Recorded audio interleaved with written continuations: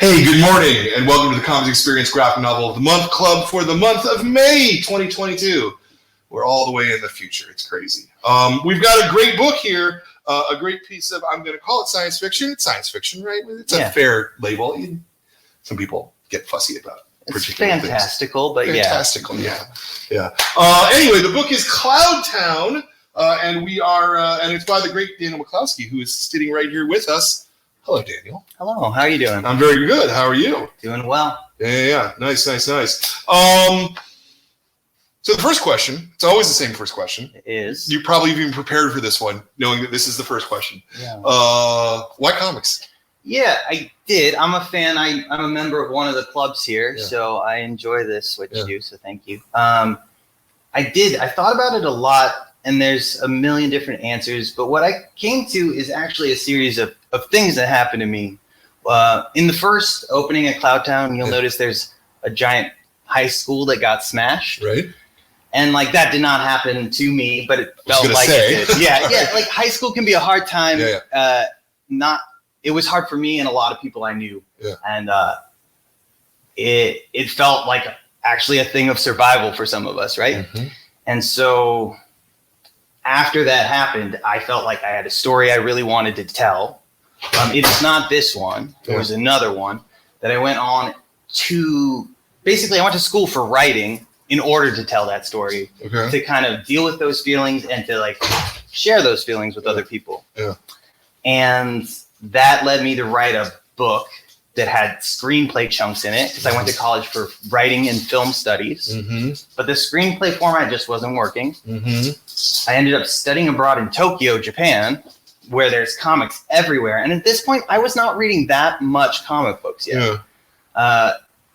And so I was seeing all these books that were both novels. Now I know they're called light novels that are like new versions of manga that is just prose. Right.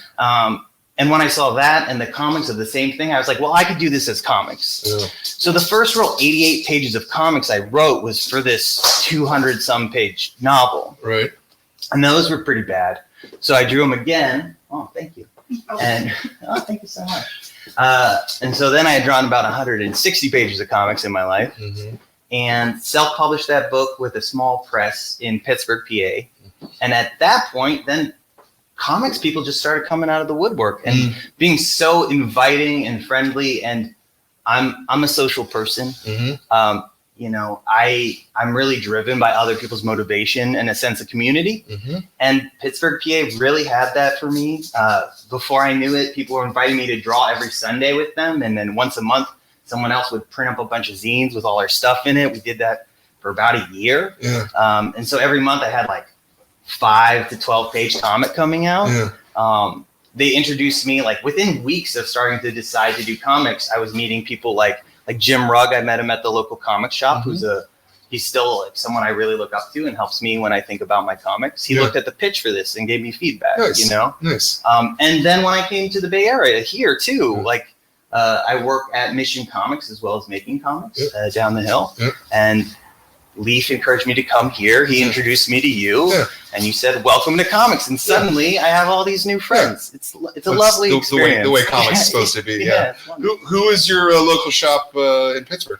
Copacetic Comics was my mainstay shop, but then also the closest one to the University of Pittsburgh is Phantom of the Attic, which is also an excellent shop. They're really different on purpose because Bill Boychelle, the creator of Copacetic, also is the person who at one point, I think, owned and sold Phantom. So he's very careful not to overlap with their business. Right, because that would be inappropriate. Sure. So he does very strictly like mostly zines, indie stuff. Oh, interesting. And does like bulk sales. So like especially like if you're in Europe right now and you want to buy a bunch of little $1 zines from different people, he has them all and can put them in a bulk rate envelope. So it's more affordable for that kind of stuff. Yeah. And I'm excited. I'm going to get to go do a signing at Phantom of the Attic. It's going to be my first one there. And I'm going to also do some East Coast events later this month with my dad, who writes and illustrates children's books. Yeah. So we're actually doing some Father's Day things, which will be fun. Oh, that's cool. Yeah, that's super cool. Did Did your dad doing children's books, did that influence you towards either writing a novel or eventually coming to comics? I think it influenced me in like a lot of ways that are hard to describe in the moment. Let's try. Yeah, you see someone working and not always succeeding, and then also succeeding. And just seeing that regularly is something I realize a lot of other people don't have the advantage of, right? I did, I think, go to school for writing a little bit to try to be different than my dad and my big sister. My big sister is an incredible artist. She was doing like really classically accurate like portraits and paintings when she was in high school. And you know, I wanted to do something I think that was a little different to feel like I was separate from them. But the truth is, they're my family and I am like them. Sure. So it's not that strange that it came back around. My mother also is a librarian, a storytime librarian at the end. So she's very much a show woman. By the time she retired, she was going from town to town with little setups. She'd have like puppets, or she'd have a video on an iPad. She'd play a ukulele, do a little song and dance, and then she'd be out of there at the car. And when I saw her doing it, if I didn't know that nobody was getting like that she was doing it as a volunteer and getting paid by the library system, I would think she was like robbing people because she was just like in, out, bang, boom.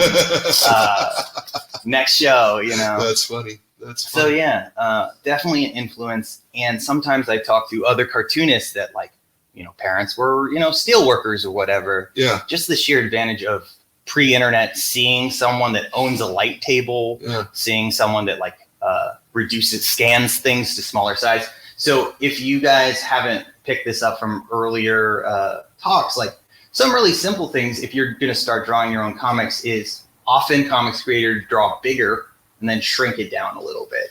And that's a way to make your art look more detailed and be more detailed. And it's something that you can try at home, even just drawing on a big piece of paper and then taking a photo with your parents' phone or whatever. It's a good way to practice making a little tighter art. Yeah. How big do you draw? So oddly, for this book, it's confusing because it's digitally drawn, this one. Okay. I do have, I'm going to leave you guys with some zines. Okay. That this is a very similar thing, but it's physically drawn. Okay. Okay. With that, I'm doing about 1 1/3 bigger than the final size. Like manga size. Yeah, like 8.5 by 11 sheet of paper. Right. Before I was doing Cloud Town, I was working on like 11 by 17 pieces of paper, which is basically 2 printer sheets of paper up and down. And then I would shrink it down to like half 8.5 by 11, which is a lot of reduction. Some cartoonists, hello, welcome. Some cartoonists find that doing that much reduction can be a problem because you can be tempted to overfill the page. Sure. And I certainly am tempted to do that. And that could even be more of a problem with digital work. Yeah. But the advantage to digital work is you can do it from anywhere. Yeah. I was actually traveling the country in a van with my partner when I sold this book. So I had been drawing with ink and paper as I traveled the US in this big old van. And that would cause me to take, you know, a couple of hours a day just setting up ink and taking down ink. Sure. Because my partner worked remotely before everyone worked remotely. Right. And so we just treated like traveling the country like a commute in one direction. Yeah. We drive to work one way, stop at a Starbucks, and we work for 4 hours. We take lunch breaks, drive for another hour to another Starbucks, and then we draw, and then we drive to a campsite. Interesting. And we did that for a couple of years. And after year 1, I was like, I think I need to buy an iPad. Yeah. And it made me able to, you know, get that extra 15 minutes, each of that setup, tear down, which is, you know, an hour a day. Yeah. And also I could draw while she was driving. And if we hit a bump, I could press undo, which was helpful. Yeah, no, that makes sense. Traditional comics are made, traditional, but like Marvel DC style comics are generally 2 up. Yeah. So if the comic is this size, the paper is about yay. Yeah. Something like that. Man, my father once bought a comic strip. I think it was like a Trash Can Alley or something, and each panel was almost this big. They were enormously drawn. A lot of the old strips were drawn like 3 and 4 times up. Yeah, that's amazing. Yeah, it is a little. And also, the thing is, how you draw depends on the size. So, like, the way I draw, and a lot of us learn to draw, is like with our hand like this. But when you draw on big pieces of paper, you can use your whole arm, and that allows you to get different shapes, and it allows you to get tired in different ways. It probably keeps people from getting as much carpal tunnel. All right. Well, we can talk a little more about craft in a few minutes, but I want to talk about the book a bit. So you said that the original idea you were going to do a novel, blah blah blah. So, but where did once you realized it was going to be a comic and sort of the changes that need to happen for a comic, how did you sort of get from one to the other, I guess is the question. Yeah. Okay. So the original novel thing was a story that I started and finished when I was in my teens, really early 20s. Since then, I've done a few hundred pages of comics. And I had read some comics. My hometown did not have a lovely comic shop like this. It did have a shop that was open seemingly randomly whenever the owner felt like it. And it was mostly just like from afar, it seemed like a dusty place with an extremely faded, like Predator cardboard thing in the window. And I'm sure it was a great shop for the people that knew when to be there. Sure. But as a kid, I just could never figure it out. I read ElfQuest because my neighbors had gotten it at the mall, and that was really great. Eventually, I would get a few comics that my mother, when she ended up running the local library, got for the library by like searching on yahoo.com or asking Jeeves or whatever people did before Google was popular for like, what comic books should I have in my library?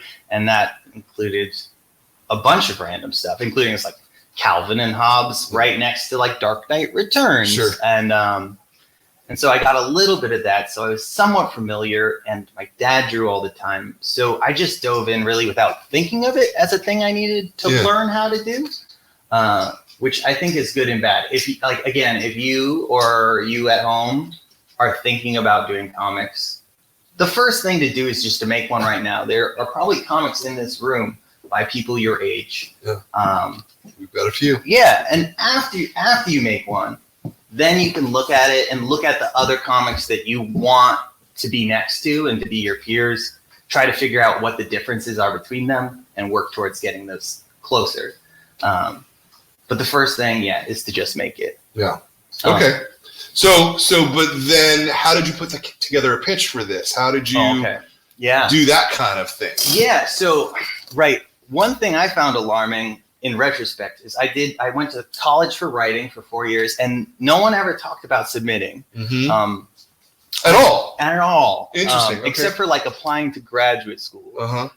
There's a very like insular at the time. I know that has changed at the University of Pittsburgh. I know some of the people that teach there, and they are much more holistic in the way they talk about writing.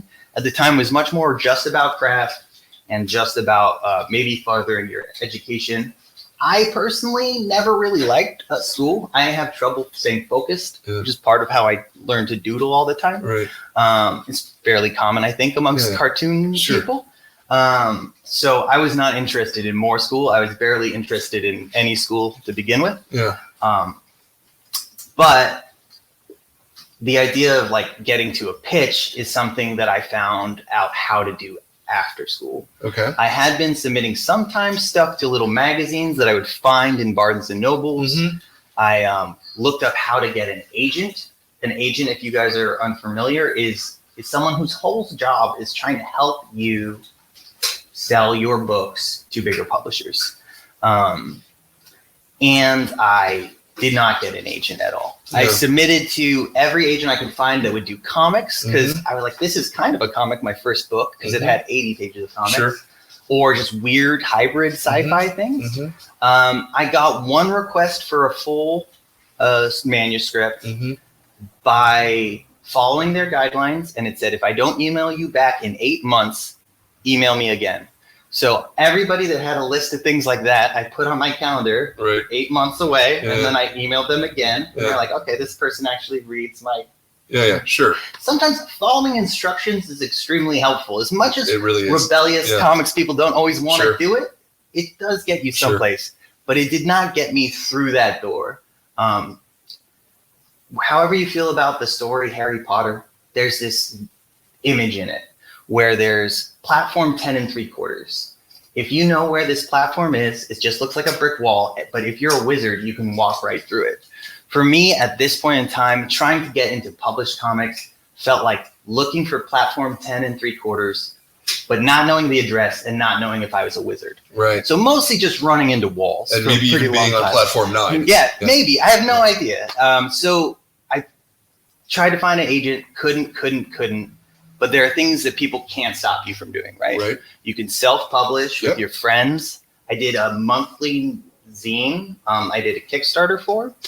I did a monthly newspaper comic where I printed 4,000 copies every month for 5 months in a row. Drew, wrote, printed, carried it on my back, handed it out at all the businesses in Pittsburgh. Wow. And then after that, I got an artist grant to work on another idea, which was the first zine version of Cloudtown. Mm-hmm. At this point, I'm pitching everywhere all by myself over and over again. My friends are giving me nice little blurbs that are people that are in professional comics at this point. And again, a nice thing about comics is people like, me or people that are more established than me are usually happy to look at your book and just talk to you about it. And at that point, an old friend of my mom's son had just started being allowed to get clients at his agency. And the thing about brand new agents is they're a little like brand new creators where they also need to prove themselves. Working with them is a huge gamble on those people's part. And he was just looking for someone to learn with, it felt like to me. Yeah. And that was years ago, but he reached out to me and I had a stack of things to work with. Mm-hmm. And I knew some things about the comics industry at that point that he didn't. And he knew a lot about the literary industry that I did not know at all. Mm-hmm. And over the course of a few years, we pitched one thing after another. Early on, he was like, of all the stuff I had done, and I had a stack, Cloudtown was the most sellable, he thought, because it's teenagers, robots, like technically cyborgs, but and I said, okay, but I'm kind of working on these projects first. Let's pitch them. And so me and this guy, we described each story, why it was great, who we thought might like it, thought of other books that were similar. We send it out to all the editors that will read it. And then one of the things that's really lovely if you ever get an agent is they consolidate your rejection letters and filter through them. Because succeeding is like mostly failing. Like for most people, it's just continuing to improve and struggle. But each time I got a good rejection where someone, editor at a big publishing house, gave good feedback or at least useful feedback, he would give me those. And so for 2 years, I pitched 2 projects, 1 project each year. And at the end of that, I had a stack of feedback about what people thought was working, what people struggled with my work. And I took that all very seriously. And so I went back to the thing he thought was most sellable to start, and I redid it. And I did it with those concerns in mind. And when you say you redid it, you reworked the pitch. You weren't drawing it, I redrew it. I changed the story a lot. Okay. And then And again, are we talking about this amount of pages? Like more. Okay. Yeah. So originally I was planning on doing it as a zine serial that people would subscribe to as I traveled the country. Yeah. And then he wanted me to do 40 pages and an outline, which 40 pages is a sizable chunk. 40 pages is a lot. Yeah, but it's also enough to prove that you know what it is to do a bunch. Mm-hmm. If someone's gonna agree to work with you to do something that is as big as 200 and some pages, Mm-hmm. being able to start and finish a thing is an important part of that. Sure. So I think as an unproven creator, that makes sense. I know a lot of people submit less. That is fine. No, I mean, I would say it's the most commonly people are saying like no more than 10, 12 pages, just because you're working for free at that point. Yeah. Right. But I've been working for free for, 6 years. So, to me, I don't think it should be standard practice or anything. Mm-hmm. But at the time, it didn't occur to me to think anything other than I'm going to sell this 40 pages as a zine. I'm going to do 40 pages of comics in the next 2 months. Sure. So why not do them for this? You know? So every time I make a pitch, it's also a product that I'm going to sell myself. Mm-hmm. The other thing about that is I didn't do 40 pages. I did 60 pages because one of the things that editors were concerned about my work is they didn't always know that they could trust me that the ending would land. Sure. Because I like things crazy. I like things messy and weird. Mm-hmm. This book is literally as weird as they would let me make it. I had the closest things to arguments with my editor where I'd be like, what? If it's not weird, what's the point?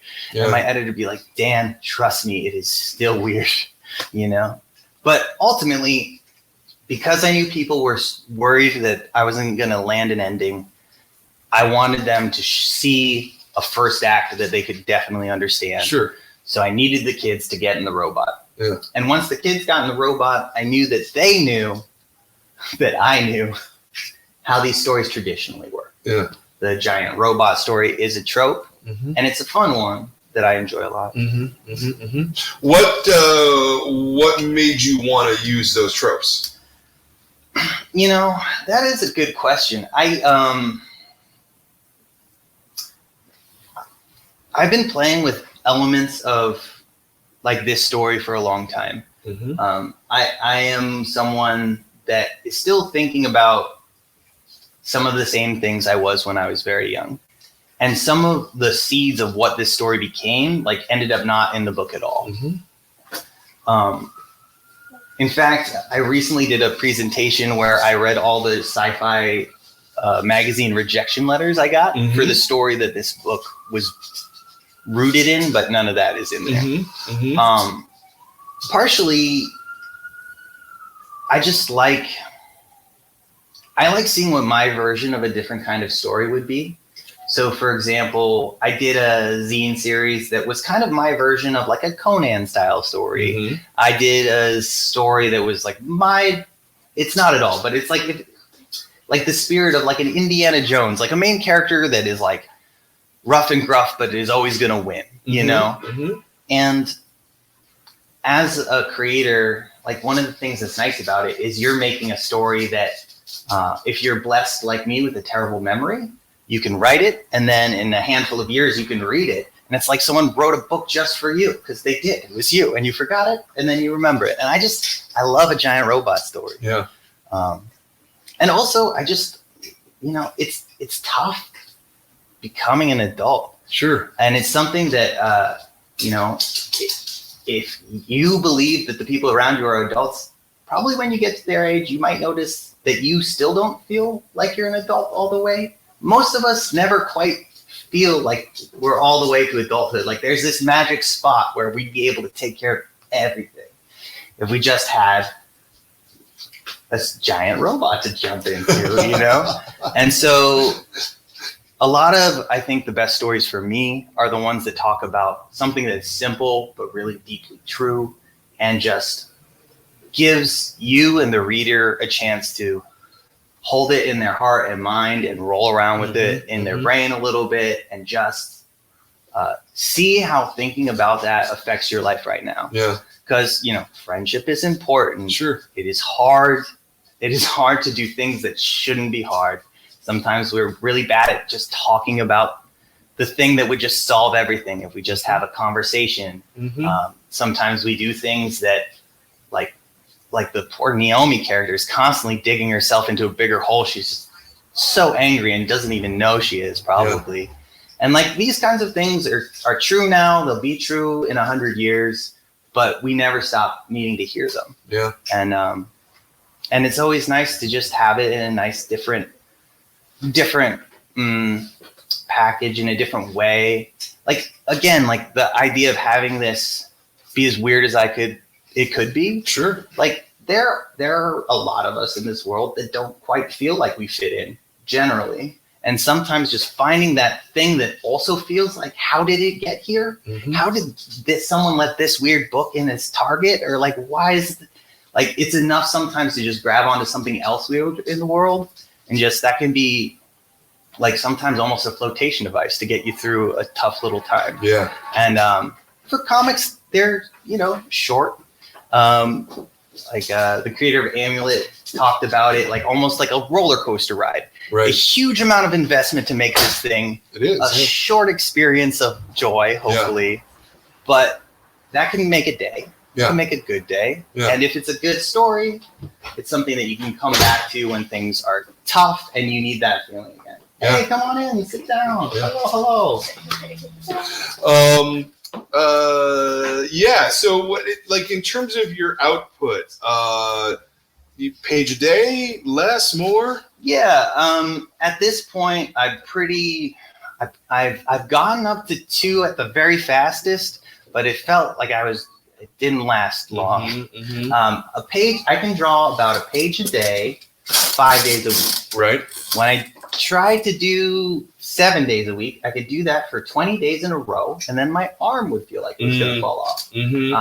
I could do 6 days a week, page a day, but then you don't spend enough time with the people you care about. And it's important to spend time with the people you love. So I would say I could do 5 pages a week. Yeah. Reasonably writing, drawing, inking, all that stuff. And this is about 220, so it took you 44 months or so. Sorry, 44 weeks or so. In theory, not quite a year. Yeah, in theory, but it did not. It took me significantly longer than that. Right. In part, remember how I said my agent was just starting? Yeah. It turns out, my editor, who's a very good editor, was also just starting. And like a lot of that stuff is, about growing. And I do think we were growing together, but we're learning how to communicate. So some of those things is I always want more. Yeah. So I drew at least 300 pages of story. Right. And we brought it back down. Okay. And there were sometimes late edits or miscommunications that caused me to go back and redo things. To do things. Yeah. And then, anytime there was a reason that it was going to take longer, right, I'd go back and take longer on purpose. Right.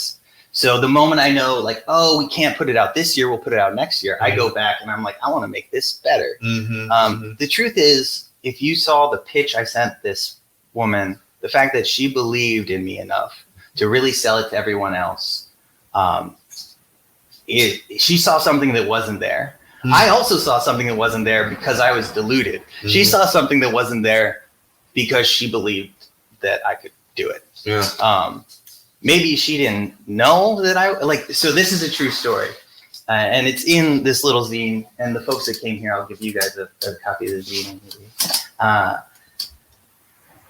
When I submitted the pitch, I did the best I could. And the truth is, every time I make a book, it looks like the last person that wrote my last book couldn't have done this book. I like to try to aim higher than it seems possible to do for me. My favorite feeling in the world is trying to do something that I don't think I can do really deep down, and then doing it anyway. It's lovely. I highly recommend trying. That being said, if you don't succeed, that's okay. That happens. When you aim for things you don't think you can do, that will happen. But submitted this pitch, most polished pages I could make. I spent 3 days a page, right? I do a page a day now. I spent 3 days on each page I submitted, and it got to a lot of publishers. One publisher was maybe, this other publisher was one editor was like, this seems pretty good, but not for me. Hands it off to another editor. This person's like, okay, maybe next one, not for me. Puts it on a desk. the first day of work of this other editor, she comes to this desk and she's like, I like this. I want to do this. And then she had to convince everybody, they're like, this is your first day. Are you sure? And she was like, yes. And then she contacts my agent. It's like, this is great. Could he send some finished pages? And I was like, I thought they were finished. Right.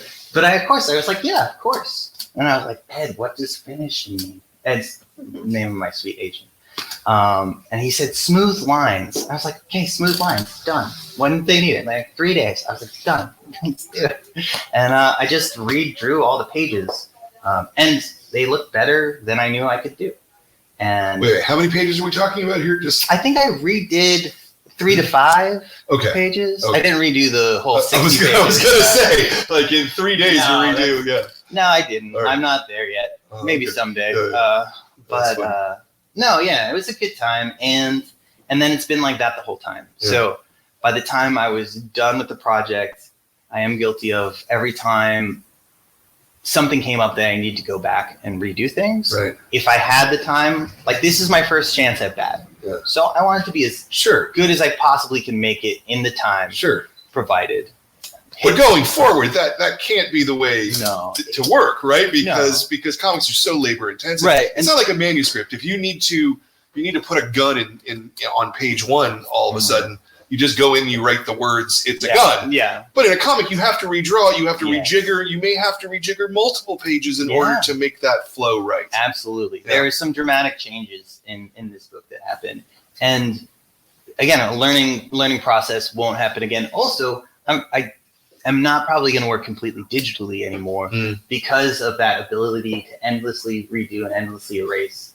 I personally find that I am actually faster if at some point I switch to physical where I can't erase. And, if it's not so bad I need to white it out, then it's good enough to go to the next page. Right. But also I'm better than I was when I started that. So the quality of I think the physically drawn art is totally on par with my digital art at this point, but it was not when I started. Yeah.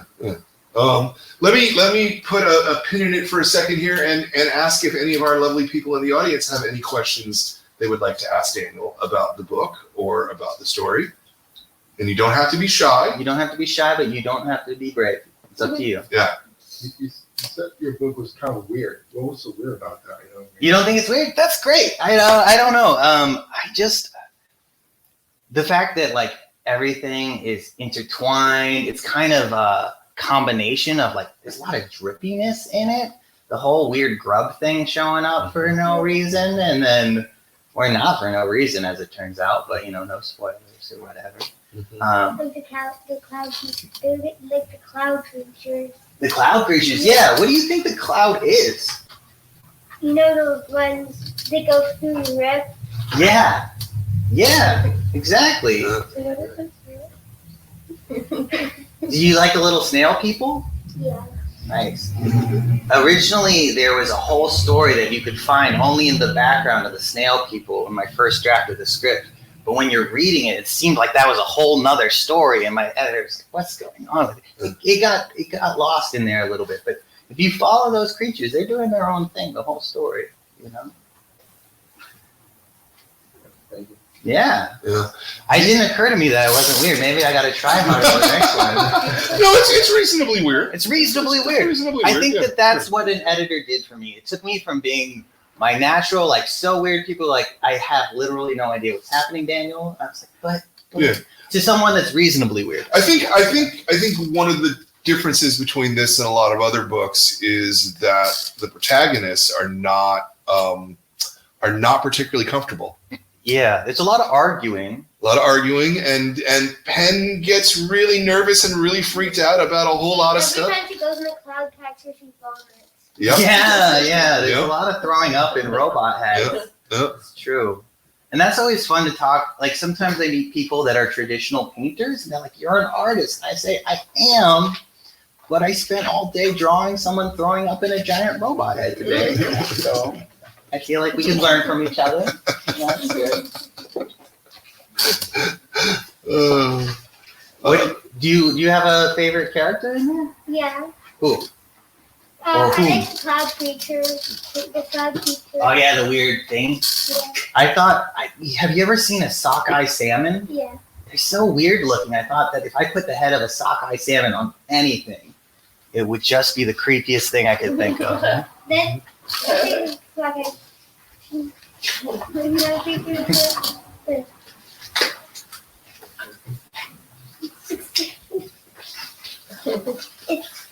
Do you feel like you have lots of ideas when it they kind of comes to? shapeshift into a rock star. Oh yeah, when it shapeshifts into a rock star, yeah, that's a fun time for sure. Lots of ideas for books or is it kind of like you kind of hit on some like few ideas and you're like these are? I have, yeah. I also like Minnow because she has dolphin brains. Yeah, that's weird. Right, that's legitimately weird. I would say I have a good problem in some ways that idea generation is like the one thing that I can't stop. Okay. Well, again, the influence we're talking about, the influence of my dad. My dad was an illustration professor and a children's book author, but the main class he taught was called creative thinking. So every day when he came home for dinner, he'd talk about his students' creative moments, and we just make up stuff. Like, the thing about Cloud Town is it started from a really small seed of an idea forever ago and just turned into a heap of stuff that had to get edited out. When I pitched this originally, I pitched it as 300-page books. Right. And they were like, could it be one 200-page book? Right. I was like, sure, why not? Uh-huh. But the reason it's called Cloud Town and not Penelope Quick and the Hungry Hurricane or something is that there's a whole town full of crazy stuff happening and we only see a little bit of it. Yeah. And I wrote another pitch while I was waiting for this to come out about I don't know, maybe I shouldn't, I overshare. Let's say, I'll tell you the truth. It's about a kid that catches a disease from an alien. Every time he sneezes, he teleports. And he has big glasses, so he loses his glasses every time. And like, I wrote one of those and drew that pitch, and I need to edit it a lot if I'm ever going to actually pitch it. I've written another outline for Cloud Town 2. I have like another chapter to write. Who knows if it'll ever come out. Yeah. One of the things I struggle to do is actually reel it in and just focus on one thing, finish a story instead of doing everything.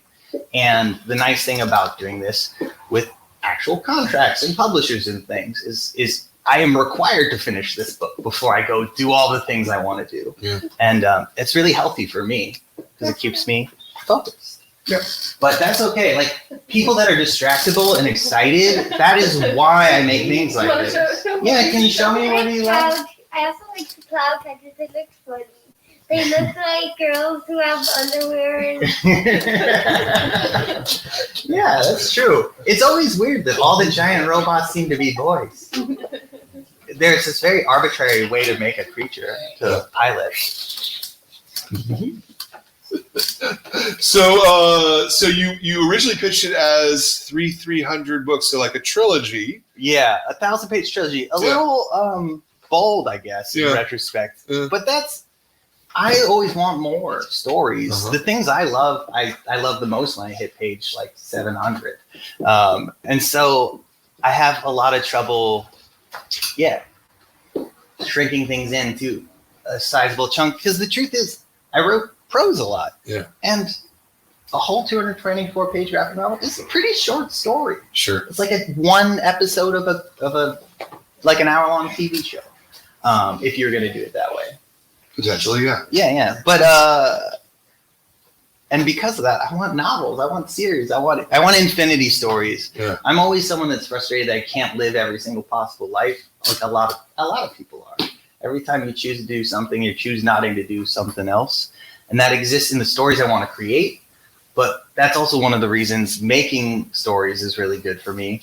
Because even if I don't get to be a janitor at a giant weird mad science laboratory, I get to have a little bit of the experience, or pretend to, and share that imagination time with other people. Yeah.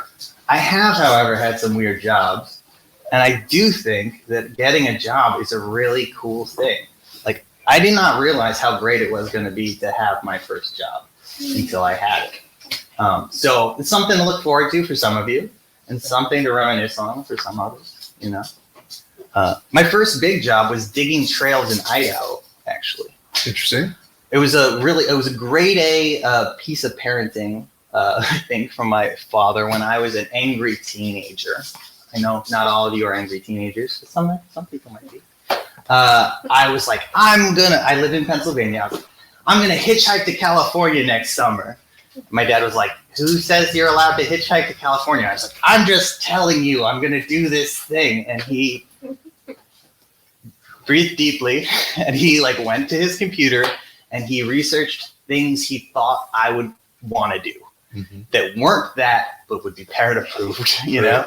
And he found this opportunity to work digging trails in the Rocky Mountains of Idaho, where you got paid at the time Oregon state minimum wage, which was like double Pennsylvania state minimum wage. Right. And he flew me out there, dropped me off for 6 weeks. I lived with like maybe 20 other teenagers. We broke rocks, we dug dirt.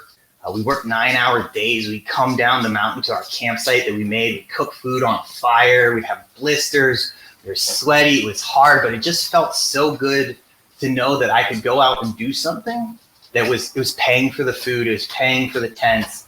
I was taking care of myself. I knew I could do that now. And I physically felt good because it was hard work. And I felt like I was getting better at something. And when I went home, I had enough money to buy a pretty good laptop, which I used to make like flash cartoons that I would put on like newgrounds.com and stuff. And it was just really a powerful experience. And so many of the people I really respect today even are people that, got jobs in high school in order to do what they needed to do. Some of them was to buy groceries. There's certainly a lot of people I know that have done that. And some of it is just to, save away for something like their car so they can leave town and follow their dreams or whatever it is. But there's something powerful about that first time you get to work for yourself and take care of yourself. But today you work at a comic book store. I do. I love working at a comic Comics, store. which is a great comic book store. Yeah, it's great. Yeah, it's people joke I got promoted to the front end of the store because I've just been working in the back end on the comic shop, on the book for the last few years. Yeah. But yeah, absolutely the experience of working in a comic shop, meeting readers like you coming in and whatever the readers are excited about, like gets me excited. And also, I read a lot of comics over the last 10 years, but I've read a lot of comics now that I can borrow them and bring them back to the shop. And there's still new things happening in comics. There's still like innovation of like the really basic structure of comics, like from the Dogman Flip comic thing. Yep. That's an innovation. Do you like that? Yeah. I love it. Or there's a recent book. It's a little more adult, but from the Silver Sprocket that had like stickers in the back and posters in the front. But the fact of having an adult book with stickers and posters, it felt like half a cereal box, half a comic book. And it's easy to forget that that's a power that tangible comics have. It's like, it's almost a game you just have in your hand. And your Tinian, his just, and I guess one of the early Star Wars books, just the beat double page spread title is something that is like really bold in a format where every page counts to tell stories, but it just says a lot, especially in the case of some of these books where the title is almost a pitch, it's almost a sentence right now. So just the way these stories are changing, it's amazing. Yeah. It's amazing to see. Yeah, no, I mean, and comics can be anything that you want them to be. I don't think that that's necessarily as true for other media, Well, I don't know, but I watched one of the big superhero things recently, and it was fun. It was like a very elaborate fireworks show, and it occurs to me thinking about the movies now versus when I was a kid or you were a kid, like they can do a lot more of what comics can do than they used to be able to do. Because of CGI. Yeah, because of CGI. Yeah. It's pretty spectacular. However, like I do think that that's kind of driving comics to figure out even like deeper than providing something that's more otherworldly than you could have experienced before. What else can this thing do that's just a little different? And that playfulness, I think, is one of the things that's coming out of right now. that is, I think, cool. What do you think? Well, at his age, that's all he's seen is comics today, right? Yeah, It's different for someone like me who's been reading comics for 40 something years, and I have seen the evolution of comics and the evolution of storytelling that happens on the page, you know? And that's, as I say, one of the things that I love about the medium is the rules can change, the rules of prose don't especially change. I mean, sure, someone can write a book that's all in lower caps with no punctuation, but not people don't just start writing books like that, right? Yeah. The one guy did that book, and I think it was Gertrude Stein, actually. Well, sure, right? yeah. I was actually thinking of the wraparound, whatever, leaves on the whatever. Yeah, no, I was thinking of the post-apocalyptic one that's all in lowercase with no punctuation. I missed it. But anyway, it doesn't matter. But the other thing is, the books you love now are going to probably stick with you your whole life. Like, so many of us, the books that we super loved when we were your age, still are that for us. Mm-hmm. You never lose that, which is great. Mm-hmm. Did y'all have another question or two? I can keep going back to my questions, but I just want to make sure you guys have enough time to get your stuff in. How do you pick the color? I thought it was really catchy. When I saw the book, it was like, oh man, this is pretty good. Well, thank you. I do have to think that is something that the designers really did help with. Like, as someone that's done self-publishing a long time, I was until I got the book back, kind of impressed by how similar it was. Because I'm still basically doing everything, because you're the artist letter or whatever. Like, every page in there I put together with guidance, absolutely. But when they gave me the book back, I was like, oh, this is that final 5% makes all the difference. Like, those decisions, the spot class decisions, the decisions, what lettering, what kind of title to use. I drew that title, but I drew a whole lot of them, and they told me not to use the ones I thought were better, because they know their business better than I do. Mm-hmm. Also, just the way, like, I chose the colors and stuff, but they made sure the blacks were very black. Mm-hmm. And because this is, instead of a 4-color printing process, this is a 2-color printing process. Little in the weeds, but the cool thing about that is every book in here, pretty much, is 4 colors, which means someone used 4 colors to mix up every color in the book. Mm-hmm. Since these 2 inks on the inside of this book were made special, there's probably not another exact blue like that in this store. So it gets to be a little brighter, just a little more poppy, which is nice. What was your thinking on doing it as a 2-tone book? My thinking was that I did the zine as a risograph printed zine. So I did it on this machine that is basically an old photocopy machine that you can take out a color and switch the color. So if you photocopy the pages once and then take them out, put them over here, change colors, and photocopy them again, you made a very kind of artsy, cheap 2-color book. So I knew if I pitched this as a 2-color book, I would be able to make it myself as a zine, no matter what happened. But then also I was thinking, if I want to do a page a day and I can't afford to hire a colorist, mm-hmm. This is almost black. Like, it would work if they wanted to do black and white, and it would work in color. Mm-hmm. What was the reaction from Abrams about? Because, as you say, there's very few books out there that are 2-toned. Yeah, my editor liked it. She pitched it that way. One thing that's good for them about that is it makes it a little more affordable for mm-hmm. printing the inside, so they can do things like the spot gloss cover on the front. Mm-hmm. Weird comics is a weird thing, because so many decisions about, like, the actual finished, like, product and how it will be made have to be decided early, and then that causes all things to change in the story to fill that box, which is kind of interesting. Mm-hmm. But they seemed positive about it. The moment I actually knew they were wanting to do it, I suddenly had misgivings, because we talked about this. I always want more ideas. I have an endless desire to add more ideas into everything. And I was like, but can we make it turn orange when it goes orange alert? Wouldn't that be cool? I was like, but can we just do it on the digital version if we can't do it on the print version? And maybe someday, if enough people that find this not weird find it and enjoy it, we'll get to keep making books, and maybe there'll be some orange.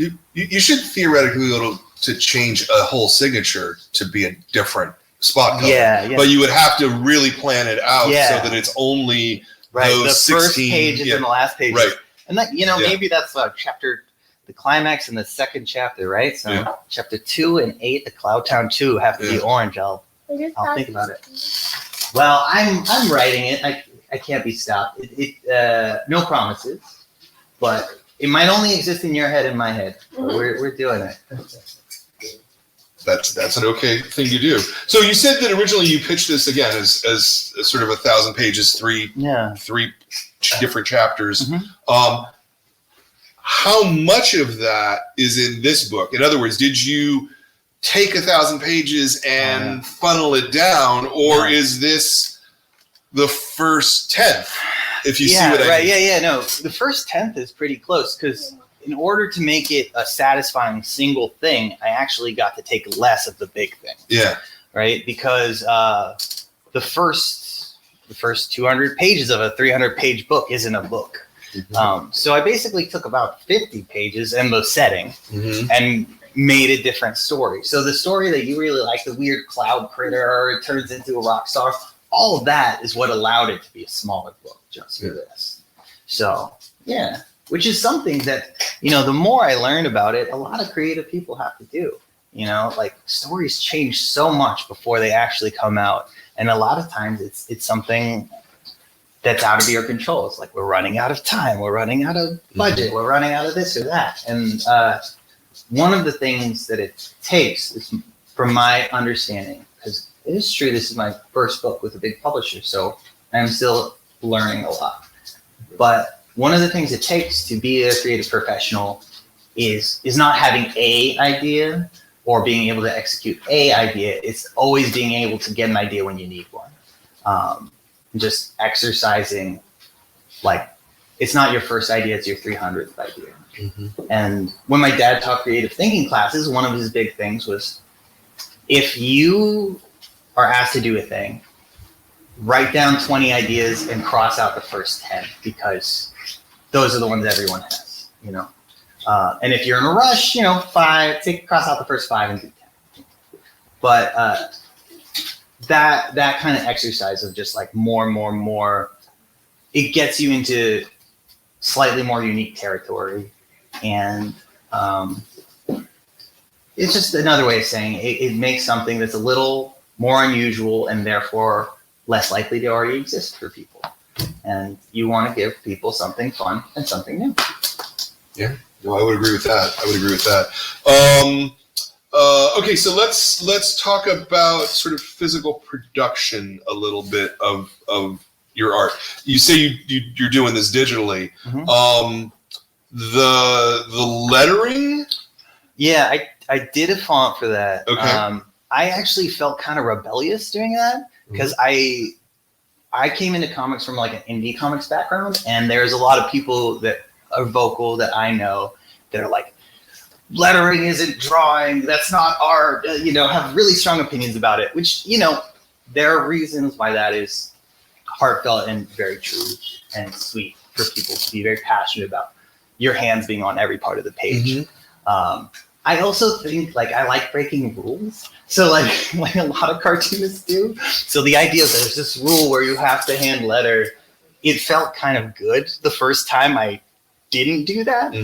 But also from a pragmatic standpoint, I have bad genes, I think. My arm started going bad really early when I was like 26. And now I'm 35. So I want to...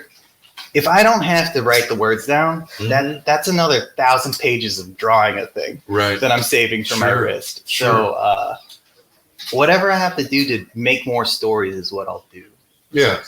So I can see that I can see where the font is, but there's also places that it looks like it could be hand lettered. It might be. There's certainly a combination. Like this, the singing, that's hand lettering. That's a font. Yeah. And the truth is that my hand lettering, I have pretty bad handwriting, and I remember very I remember when I was in elementary school practicing handwriting and making legible letters, and I was like, I will never need this. Computers exist. Why would I ever practice? Like, I didn't put my letter D's in the right direction. I was like, who needs to know which way a D goes? The capital D's on the keyboard, you press it. Of course, I end up doing the one thing where I need to have good handwriting. So remember, when your teachers are trying to teach you something, you never know what you're going to need to know. So knowing more is okay. Yeah. Honestly, since I made my own font, there are some people that find my font too sloppy still. That's funny. So maybe That's it's funny. for the best that I did it this way. And if I could in the future hire someone that does digital lettering, I would, I think. Yeah. But also, again, only in part just to save me the time and allow myself to make more stories. I certainly am appreciative of, like, I don't know if you guys are familiar with this, but there's a tradition of more assistants being used in Japanese comics, which is one of the reasons it's not impossible for them to do 20 pages a week instead of 20 pages a month, right? And a side effect of that is there is always a way to get into making comics. So there's these minimum wage assistant jobs where you learn tons of stuff just on the ground drawing. And so that's something I have fantasized about being either part of. You know, if I could be in my teens being an assistant to someone again, that would be amazing. I can imagine how much more I would have learned by now. And if I could get an assistant one day to help me draw a little bit so that I can make more stories and they could learn, that would be fantastic. And I guess, you know, if you're also watching this and you are a professional creator who have fans that just want more of your stuff, and you could hire an assistant, consider it, because it would help, I believe, American comics, and it would help you make more stories for the people that want it, and therefore help shops like this. As long as there's more stuff for the people that are waiting for it, that seems good to me. Yeah, well, I mean, as long as you're paying the assistants well enough to live on, which is always the tricky part. Yeah. Because an awful lot of cartoonists don't make enough money For sure. by themselves, you know. There's also like the weird math that ends up happening where there's also people that are now, you know, paying universities to try to learn to be cartoonists that are not necessarily likely to. It's a tough world, cartooning, like many worlds. It's like professional basketball. The number of people that can do it for a real living are diminishingly small, and you don't know if you're gonna make it till you made it. So and even then, even then, you don't necessarily know. So since you're doing it digitally, I'm assuming that your lettering is on a different layer. Yeah, so I'm going to experiment with different ways of doing that in the near future. Again, just technology, time-saving stuff. I have heard, but I do not know, that Clip Studio Paint has a method in which you can have a script of all your lettering that someone can edit as a document file, and it will automatically fix it in the actual image file. Oh, interesting. If that is true, it would save me and people that have to deal with me a lot of time because I cannot spell words. I am very bad at spelling, famously so. I think one of the reasons I have ended up in comics as opposed to novel writing where I was aiming directly is when you whatever you guys want. Whenever you spell something wrong in an email to a prose editor, they think you didn't try at all because they are generally prose editors. Were always good at writing their whole lives, you know, like not everyone, but they're usually the kids that would get good in English class. And for them, spelling the word of with a UV, which let's be real, UV are little drawings that make sounds that should say the word of. They just think you didn't try. And if you do that and you're a cartoonist, they think, you're a cartoonist. It's fine. So because I am almost 100% incapable of spelling words correctly, I find it much more relaxing to email people as a cartoonist. I can see that. There's an awful lot of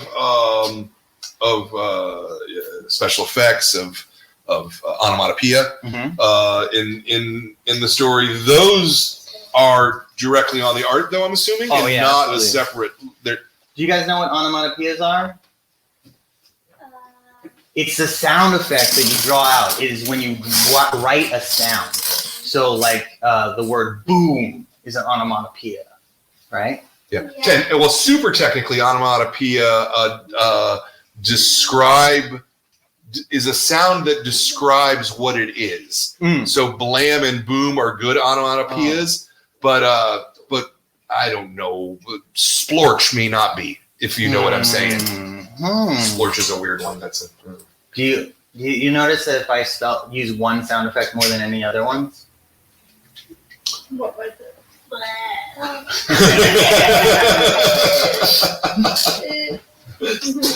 Yeah. I use the word BOOSH, boosh, a whole lot more than other people. I don't know why. I just like the way it looks. So when you're laying out a page and you're trying to sort of get the flow through the page, right? Because a lot of the secret of cartooning is just getting the eye to move. You know, how do you approach doing the sound effects in that context? You know, I really approach it like holistically. And we were talking about, I came into drawing comics while writing. I don't always think of them as super separate. Like, again, like Scott McCloud, Understanding Comics, talks about letters are little drawings of sounds, you know, and drawings are like the original text before phonetic text existed. There was, you know, images that meant something and then you could read. So for me, that all kind of blends together. And when I pitched this, there were pages of text just mixed in. So when I get to even those pages of text, though, they would have a little like person skateboarding, jumping off the tee, you know, or whatever. And then when I get to the page where there's a sound effect, it's the same as if there was going to be a visual element there. And that's how I incorporated it. But it is true that also I was talking about having the letter D and P mixed up front and back, and I get mixed up. You know, I have a lot of things that are strengths to the point where people want to invite me to work with them on a major book with a big publisher. However, there were times where my editor had to say, "Hello, have you been reading a lot of manga? Because if you guys ever read Japanese comics, it goes the other way." And they're like, "You've been drawing your pages backwards this week." And I was like, "Oh, thank you. Let's just flip those around." Like literally you were drawing your pages backwards like and you didn't even realize it? I don't always remember which way things go. Yeah. Interesting. And I've been like that my whole life. Interesting. But yeah. Interesting. But it doesn't matter which way you go because then you can flip it over. You just have to make sure that everyone's tape is on the right shoe again. You know? Yeah, well, yeah, I suppose. But as I say, like making the eye go is... It can be flipped, but I know it's not quite that simple. It's not quite that simple. It's one of those things that because I'm a little more dyslexic, like I think of things that flow differently. Yeah. But I also think of that flow maybe all the time. Yeah. Because I also pay attention to where your eye goes because, you know, something that people talk about on your podcast or YouTube channel often is revealing big surprises when you flip a page. But you can also hide big surprises. The pace people look at the least is the middle of a page. Yeah. Like naturally your eye flows everywhere but the middle until the end.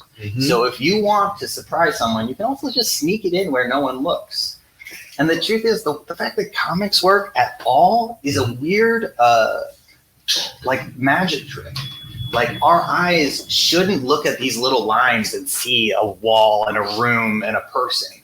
It's that our brains work in such a way that 2 dots in a circle make a face for no real reason, or that a line and then a smaller line and a smaller line seem like it gets deeper into space. Those things are like weird malfunctions of evolution that allow us to do this bizarre thing and tell a story in these pictures. All of that is connected to where you lead the eye. Yeah. And the truth is, it's like a cool magic trick. Like it's all sleight of hand in storytelling and in drawing. It's just one big show. Do you have an example of something where you hid something in the middle of the page? Because I haven't actually thought about that in particular. Yeah, let me see. A lot of times I'll do that with something that the reveal is just text or a word. Because I understand intellectually what you're talking about, but trying to picture it in thinking about the page is a little bit different. Yeah, it's been a while since I've revisited this, which is actually nice because then I like it more. Well, that's good rather than liking it less, right? For sure. There's a thing a lot of creators run into where the moment you finish a thing is kind of the hardest time to look at it. Sure. Because you just see all the things you couldn't quite get. Sure. However, for me, when I take some time away, again, that thing happens where I'm like, it's like someone made this book just for me. Yeah. I feel like there is something in this. I'm not. All right, if you can, it's all good. Yeah. It's all good.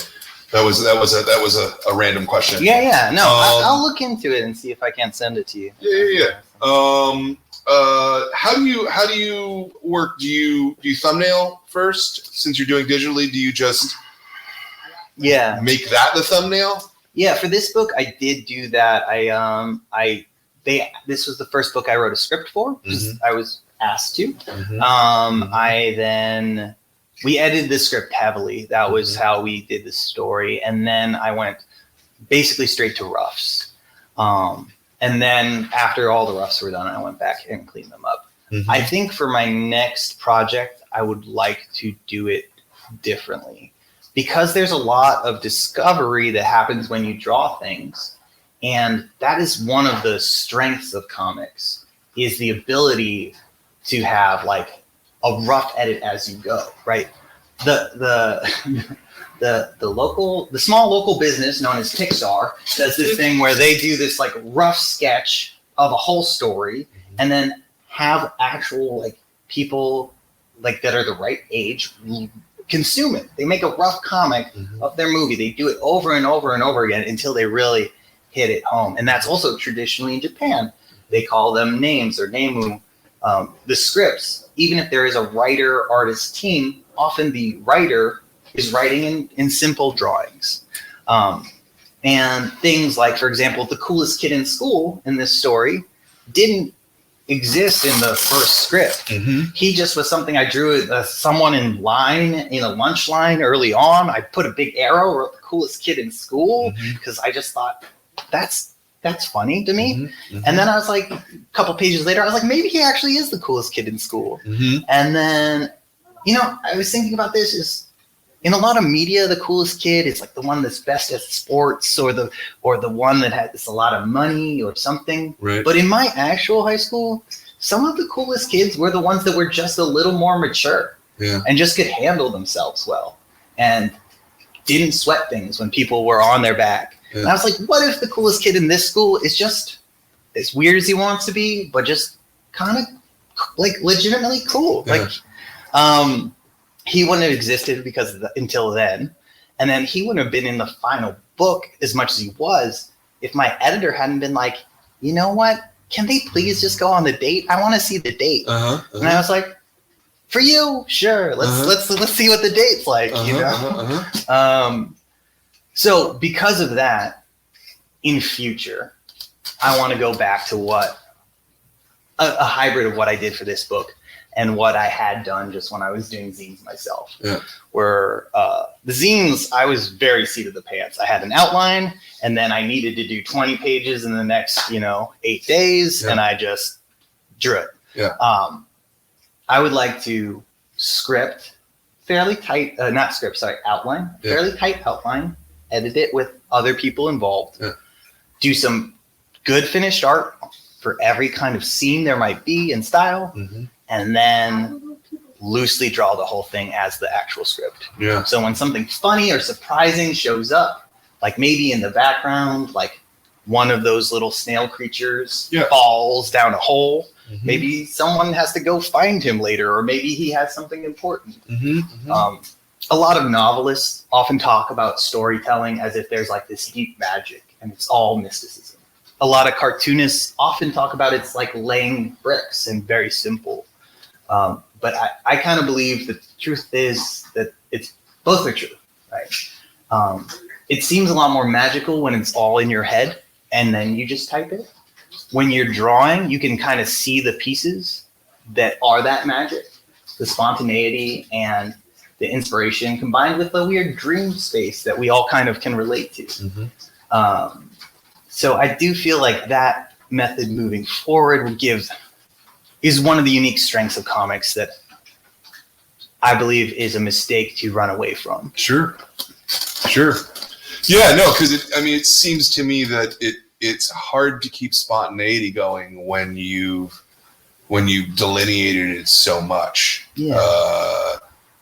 And you want to have fun because that's something people respond. I mean, you want to have fun first because it's fun to have fun. It's easy to forget that it's okay to just enjoy yourself in life, right? Like even when like Penn is dancing at work, you know, it's okay to dance at work if you're still mopping. That's okay, you know. But beyond that, when you're drawing and you are having fun, people can tell when they read it, you know, and they have fun. Yeah, no, I agree. Who's your favorite character in the book? You're not supposed to pick favorites. I really like, you know, so the thing is, I really feel very strongly for all of the characters, and I really want them all to be okay. And like, I do think that at the end of this book, Olive is okay for the minute, but she has a lot more to learn. And honestly, the characters that are the least okay at the end are the ones I really want to spend more time with because I want to see them be okay. You know? But I also I love the weird little creatures. I love the weird, same. I love the cloud critters. I love the little snail guys. Partially because they're so mysterious. Like they could do anything. And I'm excited to see what they do. Can you see doing a story that is just the snail critters? Absolutely, yeah. It'd be fun. Or just like even maybe like a little 3-panel strip or something. And some of that stuff again, like sideways influence from my family. Like my dad had a book on snails, and I was like, snails are amazing. They have different kinds of spit and mucus that do different things. They have one that makes them stick to stuff, one that makes them slide over stuff. They have one they use to super glue their shells back together. And I was like, just imagining these little creatures that could just both use gross slime to walk up a light post and then at the same time use a different slime to like roller skate just on their feet. Like, could you imagine that? Seems a little insane. Just imagine if you could, like, what a cool, weird superpower snails have. If they were just faster, why shouldn't all they do? Did you have any other questions yourself? No. Very good. Thank you so much for coming. Just making sure. Let's see. So we've talked about the craft. We've talked. You know, actually, here's a question that I always put this question in the email, and I don't know that I've ever directly asked anybody about it. Is it difficult for you when you got the blank page, or just the blinking cursor? When you're writing that script, like for sure to get started. Talk about getting started. Well, my advice for anybody that's having trouble getting started is like, it doesn't sound helpful, but it is just literally start. It's, in my experience, like insecurity based. And the truth is, once you get anything going, it is fine. It is an imaginary thing you're making. There's a lot of famous novelists that re-quote each other, and One of the common quotes is, writing a novel is like driving home in deep fog with your headlights on. You can only see as far as the headlights, but you can make the whole trip that way. And so the fact that you do not know where you're going is okay. Maybe you're in a parking lot right now. Just get going. You'll find the exit. You'll get on the highway. It's fine. It is about ignoring the other good metaphor for this. If you've ever read Hitchhiker's Guide to the Galaxy, there's this really lovely phenomenon in which you can fly. Anyone in the universe can fly if they only fall and forget to hit the ground. And that's writing a book. And do you feel the same way about doing a comic? Are they the same in that? Okay. Yeah, when I say writing, I literally mean both. Like, that's totally reasonable. I used to run a writers co-op in Pittsburgh. Yeah. It was called the Cyberpunk Apocalypse. And over 6 years, we had like 46 young people live in this house at different times. Some of them were cartoonists. Some of them were writers, poets, whatever. And we were always called Cyberpunk Apocalypse Writers Project, even as more and more of us were doing more and more comics. And just to me, it's not a real difference. I mean, I understand that pragmatically it kind of is, but I struggle with the difference somehow. Yeah. Well, I mean, it seems like the difference between prose and comics is in showing. Yeah, it's right versus telling, right? Yeah. I mean, I don't know. Here's just like flipping through the book. There's a sequence where an alarm goes off, and then as part of the panel, it's clang, clang, clang, clang, clang, clang, clang. Right. In a book, you would not write clang, clang, clang, clang, clang. I mean, you could. Yeah, no, but more likely you're going to go, an alarm goes off. Right. And let the reader figure out what that is. Yeah. Whereas in a comic, you can't. There is no letting the reader figure it out. The reader can interpret. Yeah. Right? Yeah. So you are absolutely correct. I wish books had more clang, clang, clang. My dad, right? He does kids books now for Toon Books. So they're technically kids comics. And people ask him, what's the difference between a children's book and a children's comic? And what I told him, apparently, when I was about your son's age, is I said, I want the ones with the words on the bottom. Those are the children's books, the words are on the bottom. And sometimes the distinctions we make, because we need to, categorizing things makes it easier to find what you want. And that is reasonable. Like, you come into a comic shop because you have an expectation of what you want. It also weirdly forces things apart. Yeah. And so there was a time where, again, all writing, like were either illuminated manuscripts where one monk wrote it by hand and there were drawings and pictures and little flowers, or they were like something that some guy in town put together. It's like a fish and a wave and an arrow to be like, this is the spot, go fishing. And at some point, like post letterpress printing, I assume, we got pushed apart, and that is fine and that is good. But I'm someone that, like, some people keep all their food separate. I'm a one bowl kind of person. And so that is why this book had so much text in it, and then it got taken out, in part because there's an audience that's used to mostly doing pictures without a lot of words. Sure. And there's an audience that's used to doing a lot of words without a lot of pictures, and they don't always do great reading each other's stuff right away. Yeah. And that's fair. Yeah, I just you're not wrong. You are right, in fact. However, I just wish there was more prose books with big planks in it. Sure. And more. I was obsessed for a short while about this idea of maximum story. It's like the most amount of story you could fit in per perceived minute, right? Yeah.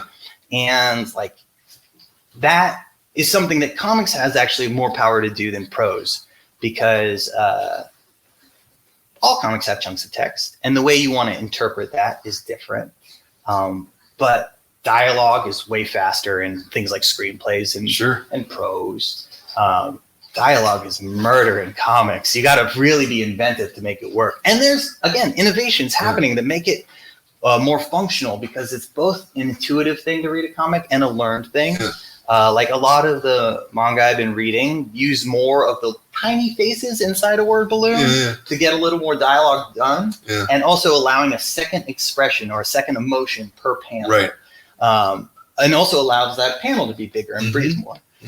And that's something that's a taste choice, but also like a comics technology that's new to me. You know, and so I do think, again, as far as medium power goes, comics has the advantage because it's built to adapt page by page. Well, prose does have a significantly rigid format, you know. Yeah, and at the same time, though, it doesn't matter for most books. The font size, the exactly the column, you know, borders or whatever. You can reformat those things. That's one of the reasons why people like reading prose books on tablets, converting to audiobooks, right? But it's much harder to get prose books working right on. Comics working right on tablets, because the boundary of the page is such an essential part of the language of comics. Yeah, that's true. It's everything has a cost, right? And it's, are you adaptable in your method of delivering? Or are you adaptable? Well, they're both in the method of delivering. Are you adaptable in the way comics is, which is adaptable? Each page could be anything, you know? Or are you adaptable in that you can cut and paste and put it everywhere and be audio and whatever, which is strength, you know? Comics are great. Gosh darn it. So what's next? I got one pitch that I need to re-edit. I got another pitch that's chapter away from being done. I probably will be doing some stuff that is whatever comes out next, because there's such a big gap between selling a thing and making another thing. I will be probably regularly producing stuff on the side that I can give away for free or for cheap. This zine that I'm going to give you guys a copy of, and you guys sell zines online here, or so this will be available for sale here if you guys are interested. It's just the story that's also free on the Comics Beat, Failing to Quit. It's the story of me becoming a cartoonist, and like a little Cloud Town teaser. This is the kind of thing that I was just doing on the side when I had a little bit of free time. I'll be doing stuff like that. You can have an email list. We'll get you some stuff just on danielmccluskey.com or beancanbooks.com. Both go to the same spot. The hope is to do, instead of 5 pages a week for whatever book I'm doing for sale, do 4 pages a week for them, 1 page a week for you, and just chug along. Try to enjoy the balance in life of selling comics. There's so many great stories that I did not make coming out every week, every month. It's been incredibly wonderful in this very intensely humbling way to work at a comic shop, because there are literally thousands of books made by thousands of people that have been working so hard for years. Every single week, they're coming out. So there's no lack of things to enjoy. And so I am going to try to enjoy delivering those books to people, as well as making my own work. Have you, now that this is out, have you gotten any interest from more traditional comic publishers? You know, it's very new. I feel like I have heard very little yet. It's been out like 3 weeks or maybe more, maybe less. And I'm about to do my first little tour and things. I don't know. I feel like there's we liked it enough to make it. Thank you so much. I absolutely appreciate it. And it's not just because you work at you know Edition Comics, you know. I absolutely appreciate it. I do enjoy the writing aspect a lot as well. I think, you know, it's one of those things where like success begets success in my experience. And the most important thing is to keep, you know, finding people that like genuinely enjoy the kind of things I make. Yeah. Helping them find me Mhm. and giving them more of those things to just get them through. It's been really lovely. This is my first time working specifically to like the age group this is for younger people. And it's been a really wonderful responsibility because so many of the adult cartoonists that got me into comics later still hold on to that thing they fell in love with when they were like 10, 13, whatever, and younger. So really being the person that's aiming to give something to all these people for which so much is new, and you want to give them something that is new to them, but also a little new to the world. Just the opportunity to maybe give someone something that might be the coolest thing in the world to them for like a time. Has been an excellent challenge, and I'm enjoying it. Yeah, that's fantastic.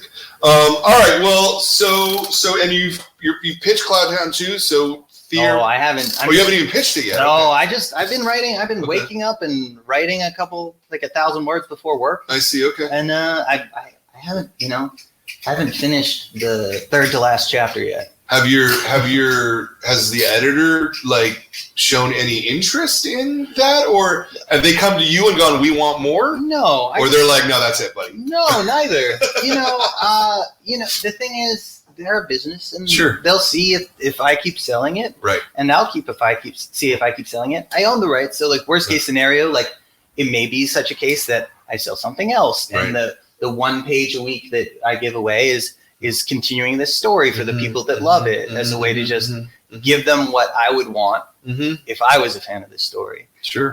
And either way is fine with me. I'm just trying to put on a show. Yeah. I'm just having a good time. Yeah, I dig that. Yeah. All right. And so then, speaking of putting on a show, we'll go to the last question, and it's always the same question, just like the first question is always the same. There are an awful lot of people who watch this because it's a whole series of interviews with cartoonists. I think we're a pretty good series of cartoonist interviews, honestly. And there's people out there who want to make comics. Yeah. Some of you people want to make comics. And they don't know how to start. They don't know what to do. Right. You said it earlier that you just do it but if there was something a little deeper in there, what would you say? I'm gonna refresh the first one and then talk about. Okay, so first, the basic is just literally do it. It is okay to copy things. It is okay to YouTube search how to draw a cloud if you want. I actually did that after finishing this book, and my girlfriend walked in and was like, "Do you know the Cloudtown book? You've been drawing that for years, and now you Google how to draw a cloud." I was curious. What they would say. But it's okay to look for help in the most basic ways. No need to be proud. It's okay. Just one step in front of another. Headlights, basics. The other thing is if you're trying to write a big story, take the smallest chunk you can. If you've never written a dramatic plot, there's one short little piece of advice that gets misquoted by, again, many, many hundreds of authors from Stephen King to whoever. And that is to write a story, you take a character, you put them in a tree, you throw rocks at them, and you get them out of the tree. And that is vaguely a 3-act structure. It's okay to do that. The Neil Gaiman advice is really excellent. If you do want to be a career creator, I have been fortunate enough through my work at the Cyberpunk Apocalypse Writers Project, where I met, 50 to 100 young people just making zines, just doing it, just starting. And it felt kind of impossible that any of us would be published. And now a good chunk of us are. The truth is, if you keep making stuff, you finish those things and you put them in the world while trying to always be better than the last thing, you get somewhere. You don't always end up where you think you will, but you move along the road of life. So do that. Enjoy yourself. It's okay to have fun. Yeah. And I think that's about it. Love it. I love it. I think that's great, man. The book is Cloudtown. If you're sitting at home with nothing to read, you're looking for a good piece of science fiction, something really fun, something a little strange. but something with a lot of heart. This is a great book, and I thoroughly recommend this. And if you happen to buy your copies from us, you don't have to. There's many comic shops in the world. You should support all of them. But you also will get a signed thing of stickers, which is really super cool. That's a little extra cool bonus. There are very few of them left in the world at this point. Yeah, a lot of them ended up in our copies Absolutely. of our books. So yeah. Thank you, Daniel. Little bit of new business. Next month's Kids Club, we're going to be interviewing KATT Ferraro. I think it's Fajardo. I think. Well, I'm going to ask her that before I speak to her, so I don't say it wrong on camera next time. For Miss Quinces, which is a really good book about a quinceanera. I probably pronounced that wrong too. It's a very exciting book in part that it came out in both English and Spanish at the same time in America, which is relatively rare. Yep. So yeah, definitely worth a look for sure. Yeah, for sure. And then the next month's Adult Club, which will be this next Sunday, and it's going to be Sunday morning because Anneli Furmark she's Swedish? I think she's Swedish. Anyway, it's international, so we have to do it on a Sunday morning rather than a normal Wednesday night. So the book is Walk Me to the Corner, and this is a really smart book that you guys are going to, not the Kids Club members will love, but people who love comics will love this book. And so those are the next couple shows coming up as well. I want to thank all the members of the club for letting us do our things. I want to thank those of you who showed up. Thank you for coming, buddy. Yeah. I really appreciate it. I want to thank my son Ben for running the show. I want to thank Jordan for being our producer. I want to thank Kat and Kelly and Katie and Ava and Max for helping me run the store, because if they didn't do it, then I couldn't certainly sit here and interview cartoonists. I want to thank everybody who makes comics. I want to especially thank you, Daniel, because we wouldn't be here if it wasn't for you. Well, thank you so much. You got a lovely store. Do stop on down. Love it. Thanks very much, and we'll talk to you next time. Thanks very much for watching this episode of the Kids Graphic Novel of the Month Club. If you enjoyed what you were seeing, please subscribe and hit the bell up in the corner. We'd like to invite you to join the club. Every month you'll get a great new book curated by our staff, and it's a fantastic program. So please join. That address is running along the bottom right now. Thanks very much.